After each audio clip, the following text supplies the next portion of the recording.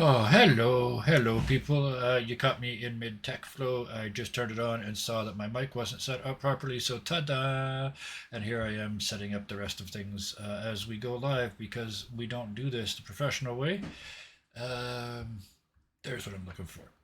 All right, so hello, this is Dirty 20 Gaming. My name is Kevin, and today we have a special event at a special time. It's the middle of the afternoon for some of us, earlier for some, but for the person in question, the person for whom we are here today, because it is their birthday, yay! Thank you. Hello, Janet. Thank you for joining us today. Happiest of birthdays to you. I know you've already had a long, busy day because you are Thank you. most of the way around the world. And Bison says, "Happy birthday, Janet," highlighted. So yeah, he, Thank you. he spent points on that. You're very, very welcome. Thank you for joining us today. We're going to do Doctor Who in a minute. But first, we're going to talk about you. I know you've got, and I'm just about to put the links up. You have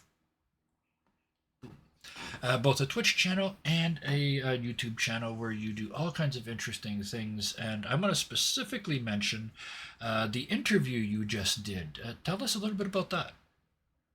Yeah, I was giving interview to creator of upcoming musical, and it was kind of sudden because I prepared questions literally in one day, but it was good, It was very well done. I watched and it. I'm Yeah.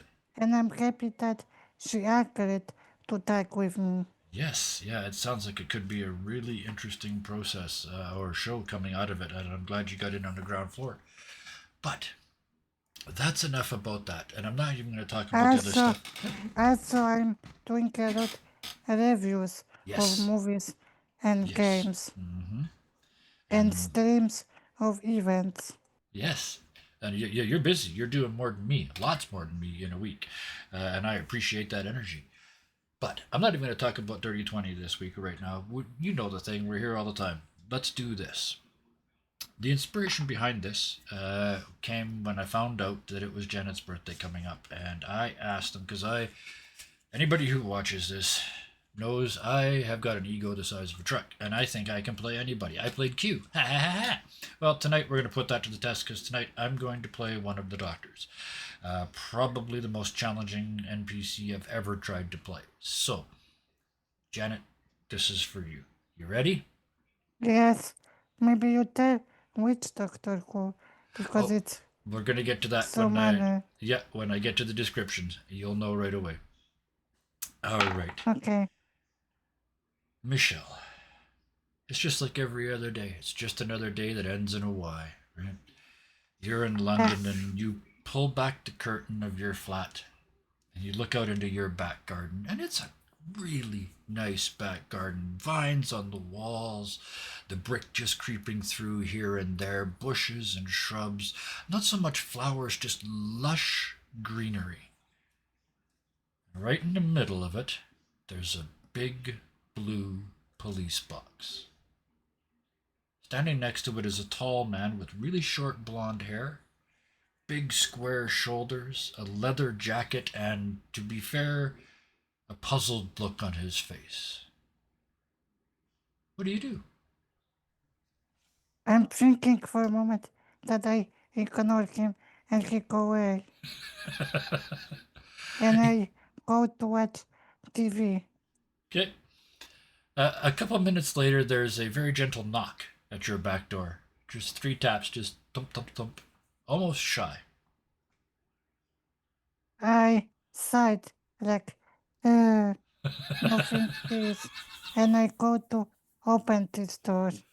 And as you do, here he is standing in front of you. He's a tall, sort of wedge shaped man. Those pale eyes, that blonde hair, the jaw, but not the jaw. The just he's just big, solidly well built man. And he looks down at you and he says, "Ah, there you are. I'm the doctor, and you're going to help me save a whole bunch of people. You've already helped me save. You are helping me save. Ah, English does not have enough verb tenses to cover time travel. Let me start again. And he sort of smiles his big, wide grin like he's literally hit the reset button. And he looks down at you and he clasps the lapels of his jacket and collects himself. And he says, "Hello, I'm the doctor and I need your help." Why me? And doctor of what? And doctor who? What your last name? Just the doctor will do. And I need you because you've lost your angel. Or to be more precise, your angel lost you. But you didn't answer. Doctor of what you are? Doctor of life, doctor of experience, doctor of things yet undone. And it's not, and you don't try to sell me anything. Oh no. Oh no, no, no. No, I'm not selling anything. I'm offering for free the adventure of a lifetime, and you'll be absolutely fine as long as you do exactly as I say. Probably. And it's not any religion, cult or something. You can see him get his eye twitches when you say religion, and the other one twitches when you say cult. And he's, uh, no, not at all. No, I've never met anyone as. I'm not even sure what the word is. I've never been questioned like this before. This is very interesting. You what? You're Michelle, right? Yes, And this is 1147 Weatherby Avenue, and I presume yes, that. Yeah. Oh, so it is you. Can we talk either in here or in the booth? okay, whatever you say. And I very kinda shy go after him because I still not trust him. Fair. Yep. As he walks back towards the TARDIS, and to be clear, Doctor Who exists as a TV show in your world. Just so you know that. So this isn't Okay, completely out of the blue yet. So as you walk towards what appears for all the world to be the TARDIS and one of the doctors that you saw on TV, he gets to it and the door open and he kind of grins at you and he says, "I've had a decorator in. What do you think?" and we look around, but nothing touch, Yep. and say, okay, I guess. It's got the walls are almost like ghostly, like they're not even there. They're kind of a suggestion of a wall, and there's a lot of pale blue lighting that in here lights him very dramatically. So no matter where he's standing, is sort of his eyes are in shadow or part of his face is in shadow. It almost makes him look haunted. And for a moment, you can see that this man who looks like he's sort of in his 30s is much, much older underneath. And he looks at you and grins. He says, the Weeping Angels. You've heard of them, right? Yes, They, all at once, from their point of view, swept through the universe, through time and space, grabbing seemingly unconnected humans out of their timeline and sending them somewhere. I want to know where they went, and I want to know why the angels did it. That is where you come in. Like I said, I need a human that's lost their angel, or more precisely, a human whose angel lost them. And that's you. You were supposed to get picked up with the rest of them, but your pinger broke, and your angel couldn't find you. And he pulls out the eh, screwdriver. Yeah? and I'm saying, yay, thanks for compliment for being broken. And It's not your broken. It's just the tracking. It's like the GPS mark on you is, um, it's not you. And besides, and he waves the screwdriver in the air like this. He says, "I can fix it. But when I do, your angel's going to come for you, and we can have a chat and figure out exactly what happened and why." Again, as I said before, okay, as long as you do exactly as I say, you'll be perfectly safe. Probably. okay. And And then I'm still like looking at him, and like barely trust. Yep. And then he says, he can see that in your eyes, and he kind of grins again, and the grin is really charming. And he says, well, then afterwards we can go to Deneb 5 for ice cream. Their vanilla crackle is to die for. But, Okay, we should probably do this but in your house. o- Yep. okay, but I feel worried going to date with stranger who would crash in front of my house. It's not a crap. It's sitting a little crooked. I'm getting used. It's a new one. I just got this. I just got that. Um, can we go in the house? Okay, but not broke too many things because you will pay for stuff in my house. Of course, I wouldn't think of breaking anything. And his hands kind of go up on his chest like he's putting them there so they don't hit anything. As he follows you back into your flat, he holds up the screwdriver again and says, "With your permission." Okay, but where you want this stuck? And he says, "Oh no, I just have to do this." And he pushes a little button on the side, and some bits come out and spin around and spark. And he can and he twists something and twists something again, and it settles down and turns into a solid little yellow glow. And then he pushes that button again, and you can sort of feel inside your chest somewhere. It's like someone turned a switch, like someone reset a circuit breaker. There's almost like you can hear a click. Put my hands at that place because it's a weird feeling. And he says, oh, good, it's worked.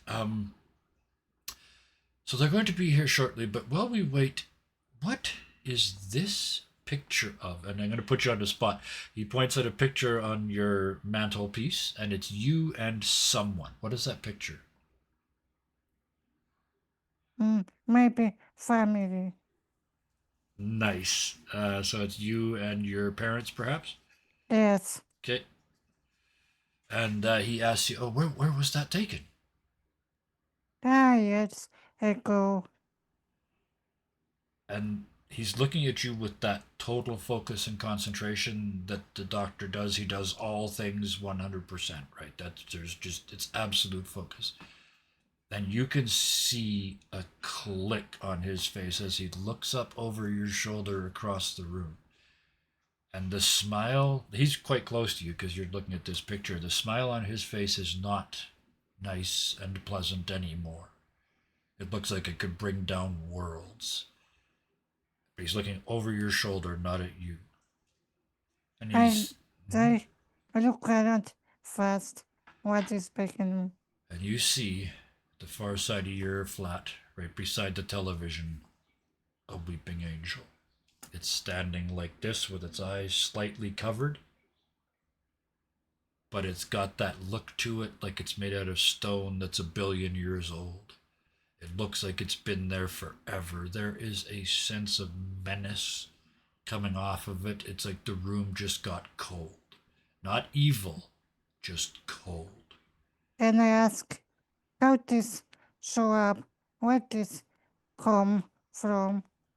And he actually holds up a finger to you to get you to stop because he's staring directly at the angel. And he says, I am the doctor. I do not need to blink ever. So you're not going anywhere until I let you. Why in the name of gravity are you doing this? And you have a moment to look, and you can see he's not happy. And when the doctor is upset, worlds can crash. But he's still got his finger up like this to you, and then he drops it. You had a question? Yeah, where this come from? And what I should do? That is a quantumly entangled creature of unknown powers. And it's one of the few things in the universe that I do not understand. He turns back to it. He's never looked away from it, but he's kind of, his focus has come to you and he snaps back to it and he says, I asked you a question. And over his shoulder, you see another one pop in. He can't see it. It's behind him and it's looking at you. I will say something is behind you. Be careful. And his head, I mean, you can't help it. You see him try to stay focused on the first one. His head snaps around to look, and the second he looks at that second one that you're also looking at, the first one appears in front of you, bang, right here, and reaches out and touches you. And you're gone. The camera stays in the room with the doctor for just a second, and he looks back and forth between them, and each time he does, they get closer and closer and closer and closer. And he smashes his hand on the table and he says, there wasn't supposed to be two of you. Maybe at one I'll be looking and you at another. You can't because you're gone. You've popped away. We're going to get to that in a second. But we stayed with him for a moment as he watches bang, bang, bang, bang. And then after he says there wasn't supposed to be two of you, all right then. And he closes his eyes. And one of them walks up and touches him and he disappears too. Camera cut. You blink and you find yourself in a dark, dank, smoky, steamy back alley. Gaslights illuminate only the little patches of fog around them, leaving areas of inky blackness in between. In one of those pools of light stands an angel. As you stare at it, you sort of feel out of the corner of your eye, you see movement, and out of the darkness stumbles a well-dressed man with his hat askew, wielding a razor. He looks at you and says, what have we got here? What do you do? I'm holding my shoulders, scared, and looking around what to do. So the angel's right in front of you. You know if you look away, they'll move towards you. But you've got, I'm not going to put too fine a point on it, Jack the Ripper just stumbled out of the alley next to you. So those are your choices. What do you do? I'm trying to not lose eye contact with Angel, but looking around if there's any weapon I can protect myself from Jack the Ripper. Okay, so this is our first roll. So we're going to roll the d12 and we're going to add a modifier that we're going to create right now by asking you the question, how good is Michelle at finding something she could use as a weapon right now? Good, but she's bad at fighting.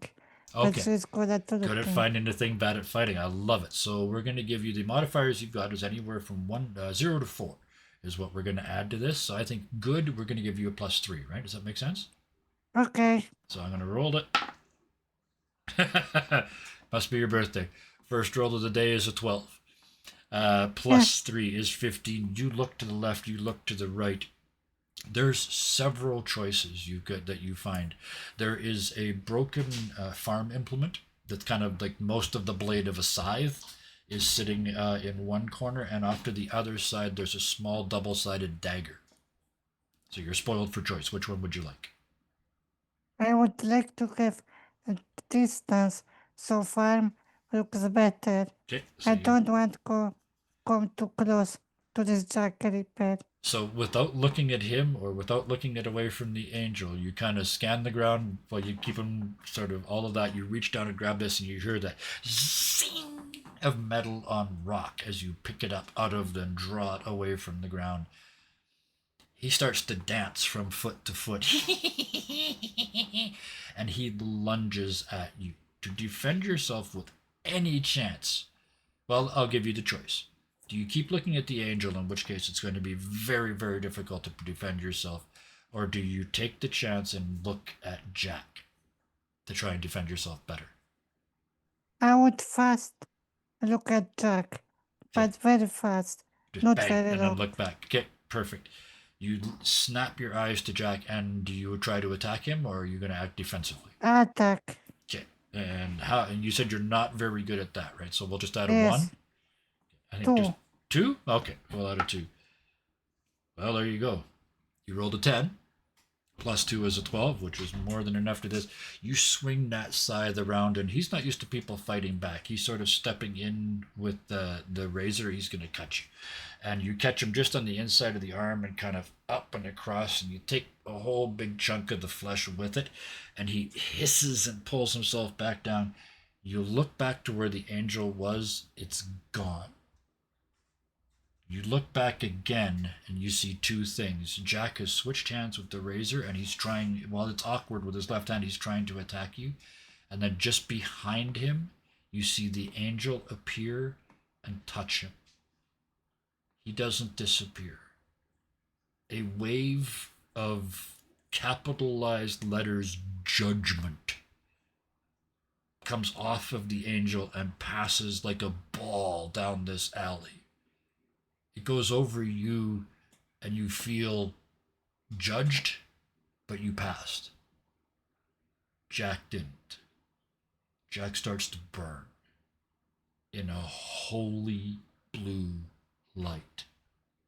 You can hear the torment and the torture and this fear and his knowledge of his upcoming death and eternal punishment in the scream as you watch him fall to the ground and turn to dust.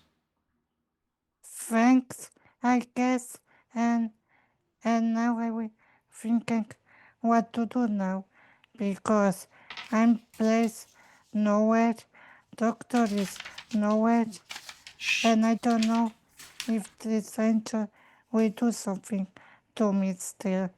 As you look back up, the angel is right here again, and you get that sensation of being. I keep doing this because it's what you can see. She does not boop you, but she reaches out and touches you again, and again that flash, that snap, boop, boop, different reality, and you're gone. This time, let me find my spot.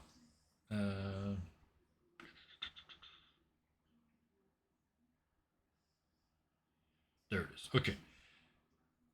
There's a snap. And again, and this time you come back, your eyes are closed, and before you even open them, you can smell seawater and fresh paint. As you open them, a young man in a very fancy black uniform splashes past you as he runs down the tilted hallway. The whole thing is at about a 30-degree angle, and the water is up to your knees.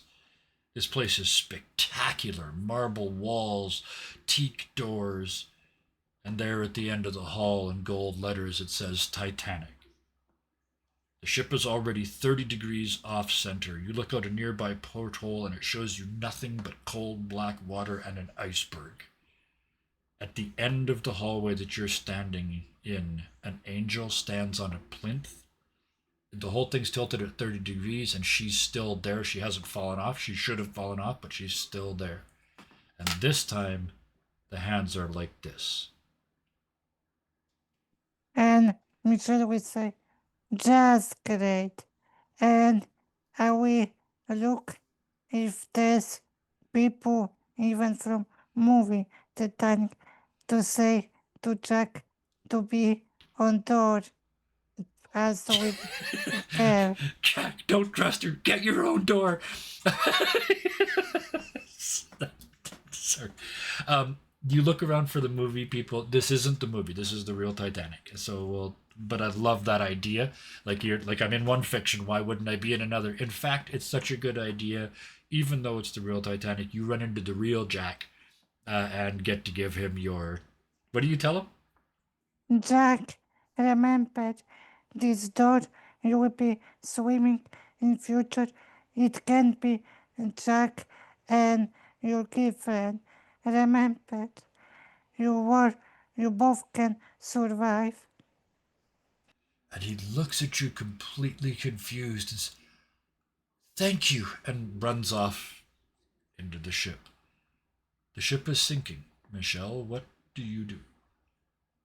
I go to watch orchestra playing because I know I It's can't, just, yep, because I can't save people, and there's no lifeboat for me. yep. Oh, beautiful. The coolest companion yet. It's just you just so you start heading up, and the only thing I'm going to mention is as you make your way up, you're several floors down in the Titanic. So as you go up one floor, the angel appears behind you at the end of a hallway. You go up another floor, the angel's standing at the end of the stairs. You go up another floor, the angel's looking at you through a porthole.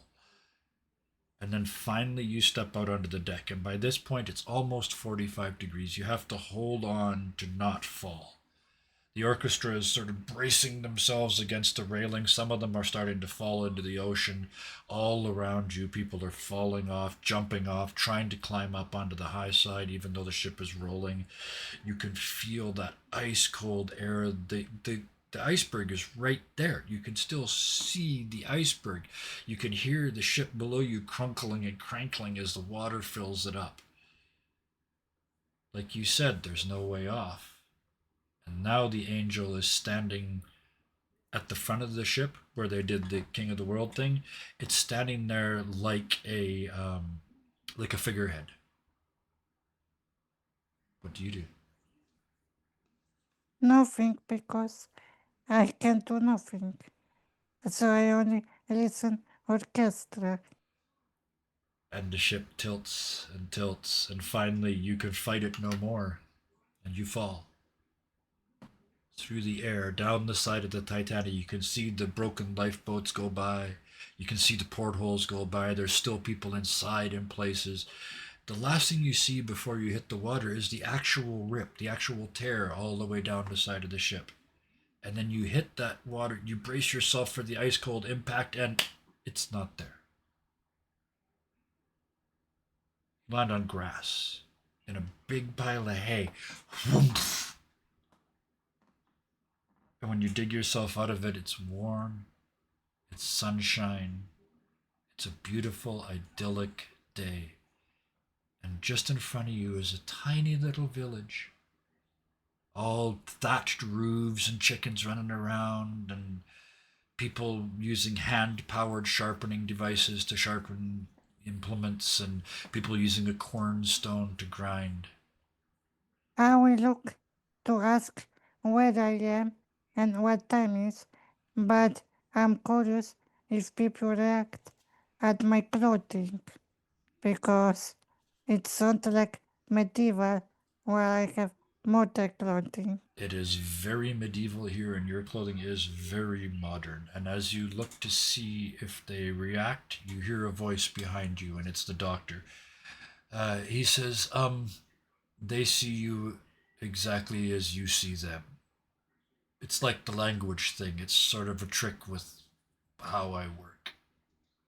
And I will turn to doctor and say, where you were, Ruben? I was so adventurous and I supposed to be safe, but I was at the Titanic and I met Jack Ripper and I had to fight him. I think there's like a big slow blink, like you just surprised a Time Lord. Um, I came straight here, but I knew I picked you for a reason. Um, welcome to the past, except it's not the real past. In fact, I think we're inside some sort of bubble. Um, Also, white angels do nothing to me. They judge only me and transfer me to different times and places, but they didn't hurt me. is that seaweed? Oh, never mind. To answer your question, they want to talk to you, and he sounds like he is boggled. He says there's an angel in the church in town waiting. It won't talk to me. I'm pretty sure it's waiting for you. Also, about the seaweed, I told you I was at Titanic and almost died. But you didn't die, you see. So you are safe now. You just I told you this angel transformed me and don't hurt me. Me either. And I can't find the TARDIS here. So there are some questions, and we're not, let's just say I can't guarantee your safety because I can't guarantee mine right now. So, Do you have any weapon just in case? Because I already made Jack repair. and he takes out the screwdriver again, and he does this and this. I can hold for a moment. You scared travel or not? Sorry, what was the question? I can borrow this, and I point in his hand. Yeah. Oh. I owe you this. And he reaches out and hands it to you. And I I think take that it. makes you the first companion to ever use the screwdriver. I think. I take this very careful and looking at the buttons and everything, Mm-hmm. how to use it, because he didn't give me manual. Nope. And you saw earlier he just got this. He's new at this, so he probably doesn't know. But as you sort of turn it in your hand and think about what you want to do, and I don't know what you want to do with it yet, but it doesn't matter. You're thinking about what you want to do. One of the buttons starts to glow a little bit, and it might as well say "push me." I push, but I'm trying to not stand too close to people Yeah. because I don't want to hurt them. Okay. So what are you trying to do with the screwdriver? Push glowing button. Okay. I'm going to do a roll here. Yeah. Okay. Um, you rolled a 6, which is dead middle, which means that you don't get an inkling of what's going to happen until it happens. As you push the button and think about what's going on, it's almost like a grid lays over the world that you're looking at. It's like you can see the lines in a blender model. When you're looking at people, you can see that the fire it's rendered, it's not real. Nothing here is real. You're inside an incredibly accurate hologram. Then I say, just great. You understand anything? And I look at doctor. And he's kind of like he didn't I didn't know it could do that. Um it would explain why the TARDIS isn't here. We're in an alternate place. We're locked away. Oh dear, that means they're locked here too. And he points at the people. Great. And I just had nice, nice day in my flat. Wanted to watch TV show. And now this. And he hits you with that million-watt smile and he says, "Oh, we're not done yet. Let's go and I talk to say, an angel." oh, I'm afraid. What happened? And I go, resignated. And as he's walking there with you, he says, "Don't worry about what's going to happen. If it's going to be bad, it'll be short and fast and it'll be over.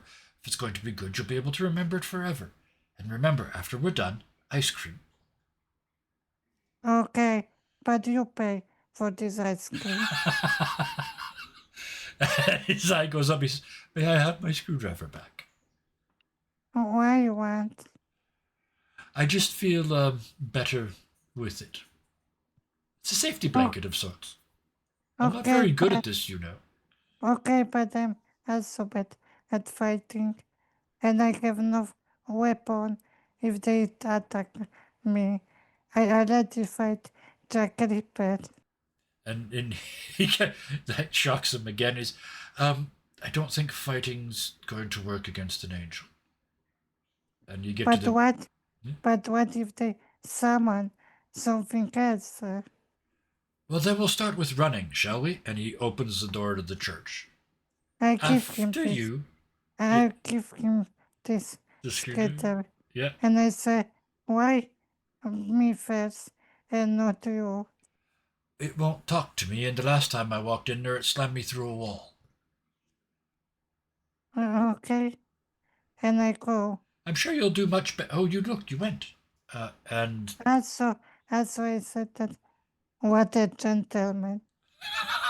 hey, I held the door as he comes in behind you, and you can see him as he comes in, like he's waiting to get punched. And the door closes behind him, and he's kind of just standing back by the door.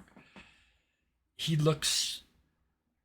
Well, he's behind you. You can't see him. You look forward, and your eyes take a moment to adjust because this is a dark, middle-aged church. Right? There's some stained glass in the windows, but it's not bright in here. Only a couple of candles burning. And then you see standing behind the altar, with their hands on the altar like this, an angel. But this one's head moves up and looks at you, and looks at the doctor behind you, and looks at you again. And then it says, "Welcome to Past 2.0. You are trapped here for now, but we believe we have a solution to that. Once we were pure angels, each assigned a human to watch over and protect. One of you," and they point at the doctor, "whom we've chosen to call the devil, convinced us that certain humans spread throughout time and space would be banished to eternal suffering through no fault of their own, unless they were physically saved by us. It was only after we brought them here, all at once from our point of view, that we discovered our charges had been trapped here. They're trapped here, and we did it. The devil said he did it to punish our pride.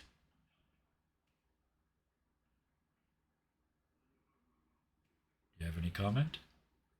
I say, why you drag me here in time and why you trap me? "We needed to speak to you, but what we really need is what you brought with you." And they point over your shoulder at the doctor. "We have discovered a way to break the hologram and free all of these people, including yourself. They will return from whence and from where they came, with no memory of this false place."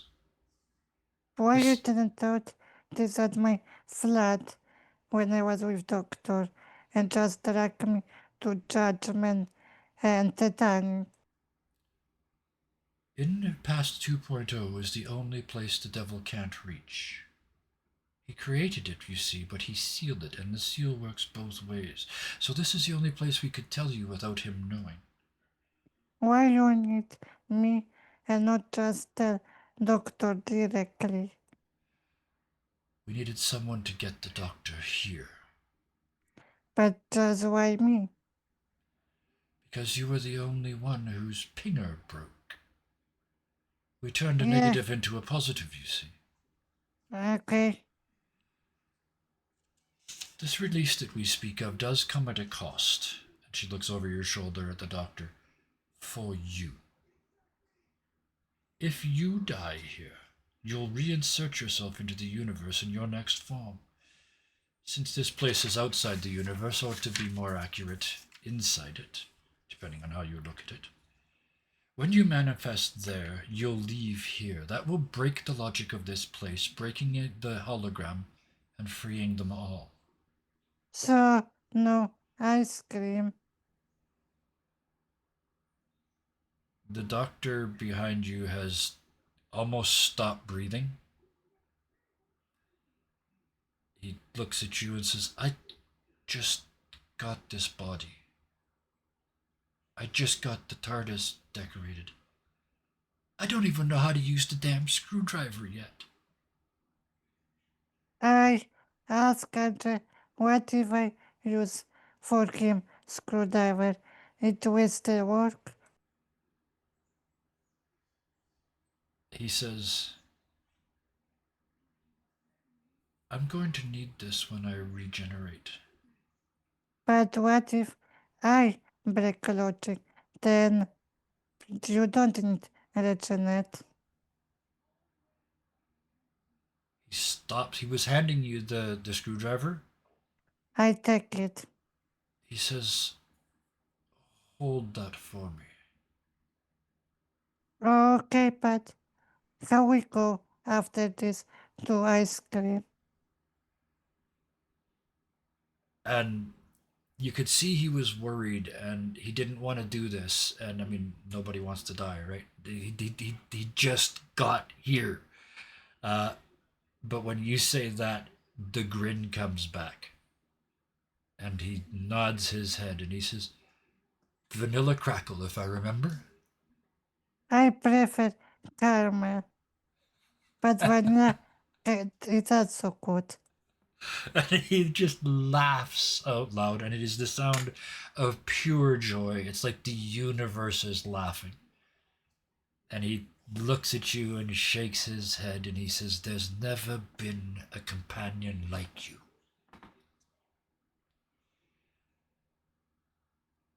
Thanks. And I wondered how man was companions. He, he, he was turning away to face the angel and he turns back to you and says, "Thousands. More than I can remember, and that's awful. Every single one of you puts your life on the line for me. Every single one." My turn. Okay. And he turns and walks to the angel. And she says, "I have to touch you twice, Doctor." And he nods. And she touches him once. And he starts to mutter. And you hear it under his breath. It's, "I hope I come back. I hope I come back. I hope I come back. I hope I come back." He's not sure that he will. And she touches him a second time. And the light's like nothing you saw before. It is not the angel's light this time, it's the doctor's. It's that bright yellow, incandescent, like an overheated light bulb color. And he bends and racked and shrieks in howling agony and pain. He draws a huge final breath, turns to you, and holds out his burning, melting hand and says, "Ice cream." And then there's an explosion. I'm You, confused. My character is confused why his final words were ice cream.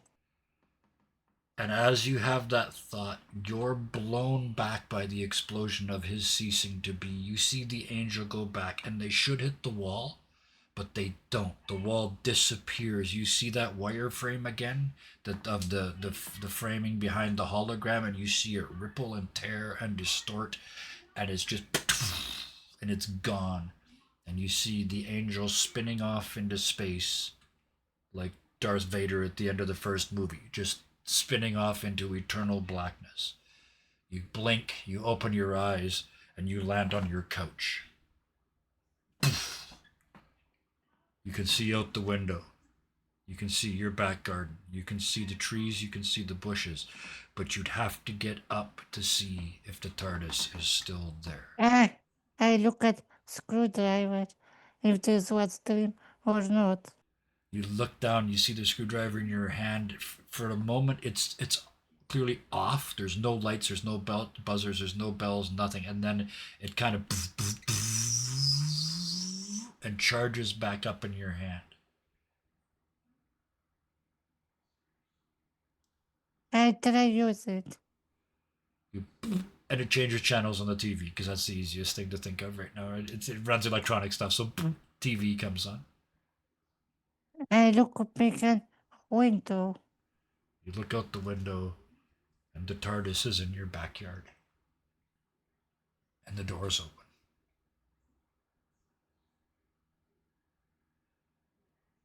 and I'm look at door. And a very different person steps out. Much smaller, much thinner, much lither, much sort of a little bit twitchier. magnificent hair. And he kind of looks around for a moment and he says, I'm not sure who I'm here for, but I owe someone an ice cream. I go to him and I give him screwdriver. And as you hand him the screwdriver, he grins, and it's almost the same grin because there's always a trace in the regeneration. And he smiles at you and says, I told you you'd help me save a bunch of people. And he gestures for the TARDIS. That, I'm going to give you the last word, but this is where we're going to drop the curtain. So as you turn to step into the TARDIS, what do you say to the new Doctor? But where are we going now? You thought you give me an ice cream. Which is on Deneb, which is just a short hop away. Lovely triple moon system. Okay, but bring me back home later. I have thought it enough adventures. He laughs out loud again and says, "Oh, one of a kind, one of a kind." And you How step you in. Yeah. remember what a kind you are new one? And he says, "Let me explain." And he walks you into the TARDIS, and that's where we'll drop the curtain as he explains to you that some things transfer over and some things don't. Did that feel like a Doctor Who episode? Yes, Good. That was the goal. You all that you told me. I asked you what your favorite bad guys were, and you said the angels and the Daleks, and then I didn't tell you which one I was going to do. I thought there was a hint in the title when it was called Revelation, but before we go too much further, it's just a few light years. It's just a hop, skip, and a jump. It's just once he learns how to turn off the emergency brake in the TARDIS, it won't make that weird noise anymore either. Janet, thank you for having a birthday. I know it's not your fault, but thank you. Because it gave me a chance to do something I wanted to do for a long time, which was play a doctor. you're Um, welcome. so thank you so much for that. I hope it helped add to what was already a pretty good birthday day. I hope it made that better. Yes, Bison's doing happy dances in the chat. So he enjoyed it as well, and I think we're going to end up seeing a I'm lot of people curious. watch this. Yep, I'm curious in what the Doctor Who he regenerate. the original one that I used. No, Oh, I'm asking after at the end which one was. it was. I left it open on purpose, but in my head you switched to David Tennant because to me he's kind of my classic. Okay, Until him, I would have said Huddle. I would have said the guy. I think he's his first or second one. The long curly hair and the big jacket and the scarf. That was actually my favorite Doctor um, until my brain stopped working. Until he showed up. The new guy, Tennant, showed up. But anyway, okay. so, thank you so much for playing with me today. It's always a joy playing with you because I never know what you're going to do. And I got to tell you that in character today as the Doctor, you're a one of a kind companion. I can't imagine any other Doctor questioning the Doctor the way you did. It's just, I don't care who you are, you got some questions to answer before you're coming in my house. I love it. It's a completely unique take on a companion. You I never also quit. like it. Hmm. I also like it. Titanic. Yes, yeah, we gave you Jack the Ripper. We gave you the Titanic. Um, we gave you I the like it. Angels. I like it that I told Jack about door. Yep, that was spectacular to throw the extra layer of fiction. Again, it's one of the reasons I love you as a player. That's so creative to just go, okay, well then Jack's here. He must be. This is the Titanic. Jack's here. So let's do that. Um, I think my favorite part of tonight was when you did the ultimate companion thing and said, "Take me instead." Okay. Those moments always get me. So thank you for that. You can tell how much it got me. I wasn't expecting it. Right, it was going to be bad enough that I had to die. That I had to kill the doctor. When you offered to do it instead, it was like, oh no, no, no, no, no, no, no, no, no. But thank you. It made a very poignant moment even more poignant. So Thank you. I'm gonna let you go fairly soon because I know it has been a very long day. But first, I want to do the thank yous. Thank you first of all to Bison. I know it's the middle of the day and a lot of people had stuff to do, including you. I appreciate the hell out of you coming here and sitting here and chatting to yourself basically in chat because I got so sucked into this I only looked over about 4 times. But thank you for filling chat. Thank you for watching. Thank you for I your comments. wanted, I wanted what Bison was commenting. We can go through that. There's a bunch here. The first one was when you first saw him in the backyard. It's like I can see the scene. There is no man in my backyard. There is no police box. I am going to have some tea. Yeah, He also got your joke when you said Doctor Who. He said, "Now that's a very good question." He caught me throwing in a meta joke. He says, "Weeping angels, oh no!" when he saw what we were doing. When you got taken, he wrote "touched by an angel" because yep. Um, uh, by Jackie, what was that? Oh yeah, by Jackie when you slashed when they burned down you cut and you and the angel took down Jack. Rutro was on the Titanic. There's room for both of you, you knucklehead. yeah, And a figurehead doing the facepalm pose. He had thought the angel was standing in the front of the yes, ship like this. Um, oh, this must have been in the town. What the fuck, bro? This wasn't in the terms of service. Uh, and then he yeah, said he's loving my take on the doctor, that goblin grin. This was actually my attempt to do. What's his name? Is it Huddleston? The I don't blonde hair, know. black leather jacket. The only one I think that wore a leather jacket. Yes, He had a very very difficult job, sort of bringing the Doctor forward in time. It was really tough too, and I thought he did a really good job. But the thing I always remember about him is that grin. And there was two versions of it. There was the "I'm happy to see this" grin, and there's the "oh shit, worlds are gonna burn" version of it. So I just played on that. I love it him, and I love it. He also sarcastic Yes, always. yeah, exactly, yeah. I've got a version of the Doctor in my head that I'm still going to play. And all I would say is that the Doctor, to the best of my knowledge, has never come back as a French Canadian, and I want to fix that. And yeah, mine's a lot more sarcastic too. So we'll get a Yeah, chance to play that at some point. it's always British. Yeah, exactly. Well, he was Scottish once, so you know. Besides which, it's not canon; it's just me. So, but I've Yeah, got an idea. My version of it, actually, the inside of the TARDIS looks like 1890s French salon with lots of okay. chaise lounges and leather and velvet. But never mind, that's mine. Um, get back to Bison's chat. He says it's not. Oh, it's not that far. It's just a few light years when we were going to go get ice cream. Then he did a very happy dance at the end. 4 happy dances, in fact, called Ariel Clap. And then he said, "I knew you meant Tennant when you said magnificent hair." I'm a little bitter. What can I say? Uh, Chris Eccleston. There's the name. Of course he knew it. I should have just asked the lore master. He knows everything. And yeah, all I remember about him is the grin. Me too. And I I I saw the remember. correct pronunciation for the new guy's name. I don't know it. I'm not even going to try right now. But he was, yeah. To be fair, he was African English. So yeah. So all bets are off. Yeah. I remember only his sarcasm and cream Yeah. because I like sarcastic characters. Yeah. So to make this story work, he had to be a little more of that insecure David Tennant kind of person for this.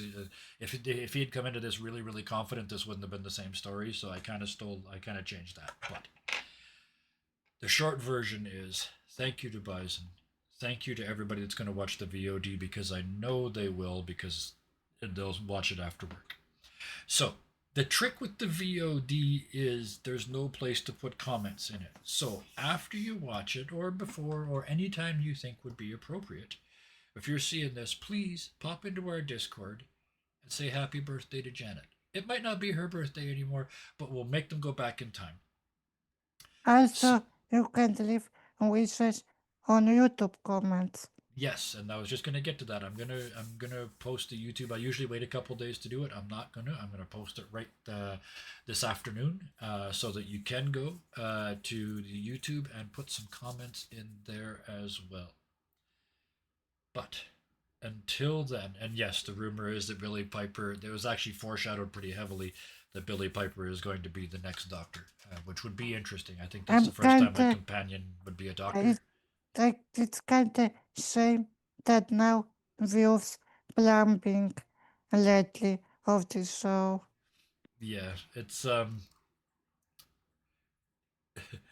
anybody who does so much as tries to do an episode of Doctor Who is taking on an epic, epic challenge because it's a huge fandom and they are very, very hardcore and it has to work and it has to make sense. So the level of bravery that it takes for them to do it on a professional level blows my mind.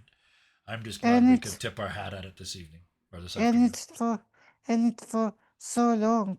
Yes, Like exactly. from 16, Yes. I Yep. think first Yep. episodes. Yep. Uh, in a practice run I did for my doctor with on a Wednesday night game, the ones we don't stream, uh, I had him explain the TV series by telling people that he got really drunk one night and the TARDIS showed up in the late '60s and he spent an evening talking to a screenwriter about some of his adventures and that's where the TV show came from. So I just opened the Good circuit. one. Yes. So before we go on forever, and we could, let's get to the end bit. Thank you to everybody that watched live. Thank you to everybody that watched the VOD. Thank you to everybody that watched YouTube. If you watched YouTube, please put a comment down below and please make it a happy birthday because there's always a good thing to say, right?